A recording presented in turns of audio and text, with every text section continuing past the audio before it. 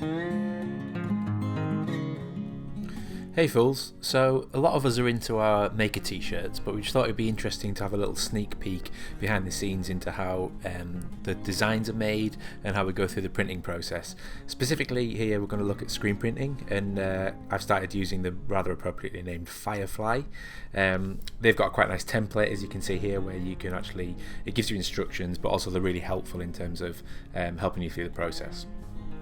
As you can see here, we've got a pink t-shirt, and it's a two-colour print. So obviously we're not printing the background, but the two colours are actually separated in different ways. Seems a bit counterintuitive to print white. Normally, you know, we're thinking about printing on paper and things where the white is already built in, but because of the colour of the t-shirt, we have to print the white ink. Depending on the design, they might put them down in a different order. So here they're putting the white down first. They might also do a double hit of certain colours depending on how dark the actual background shirt is and how light the ink is. And obviously this is a two-colour print, including the colour of the shirt itself is three colours, but obviously two colours means two screens, which increases the cost a little bit. But when you compare screen printing to something like digital printing, which is normally your kind of online service for t-shirt printing where they're one-offs, one of the big advantages of screen printing is that if you order, say, 10 or more of the same design, it really reduces the cost, and you're basically just paying for the blank shirts and the initial setup costs of each colour. Speaking of, just going onto the red screen now, so you can see here everywhere that's white's been knocked out, and then the second screen gets applied on top. So they've got a carousel system here, so basically alignment isn't an issue. They can have as many colours as the carousel will allow, and you basically just rotate them each round and hit each colour one at a time.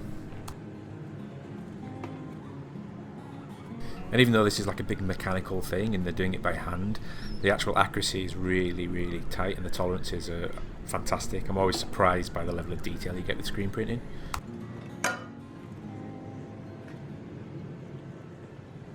So if we just zoom in here on where the Damascus on the hammer is, and you get those layers, obviously we've got the two colours meeting, the dark red and the white, and you don't really want that pink to be coming through. It looks like kind of a mistake, but just that's a testament to kind of the attention and the level of detail you get through screen printing. And that goes hand in hand with, you know, setting up your files properly, making sure that the printer understands what you want, and just a good like back and forth as well, and talking about what you want to achieve.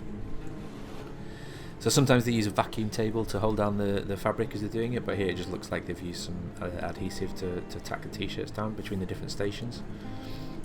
And then there's various ways of curing the ink. You can do it through heat, you can do it through UV, and I'm not sure what this machine is. I think it might be infrared, but obviously just like through a little conveyor belt, like a little toaster in a hotel, and out come the t-shirt. So really happy with how these turned out.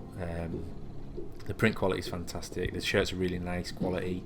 But one of the things that like really important as well is just customer service, and just talking to you and helping you understand things and being on the same level, and even trying things to achieve and do different things that haven't been done before. So these guys were really helpful when it came to the colours we were using. These shirts, for example, were not the regular order that they had, but so they got them in specially. But then even like some of the inks on the different designs as well. So we'll look at a different design now. So these guys had done metallics before. It's actually the same guys that did the gold for Steve for his moonshine t-shirts. But I wanted a copper here for the halfpenny coin. So you know they did a few tests. They got the right ink, they got the mix right, and this is them laying it down. But the process is a little bit different to the other shirts. And the reason for that is because it's a black base on the t-shirt. The metallic doesn't necessarily have that vibrancy behind it. So they use something called discharge printing, where instead of printing like a white base ink underneath the copper ink, basically kind of bleach the colour out of the original t-shirt. And what that allows as well, it means that you're not kind of layering up ink on top of ink on top of ink. It soaks into the actual t-shirt itself and you get a much better result. So anyone that has seen Steve's new t-shirts versus the t-shirts that he had done last time, you can see the difference, that the gold is actually much brighter because they've used this process. So you can see there that he's printing straight on top of that, and the shirt underneath has been discharge printed to get rid of the black ink to go back to the natural cotton colour. So that's just a little behind the scenes of these guys and how we get some of our t-shirts printed. I've used lots of different printers before, from digital to screen printing, and even vinyl.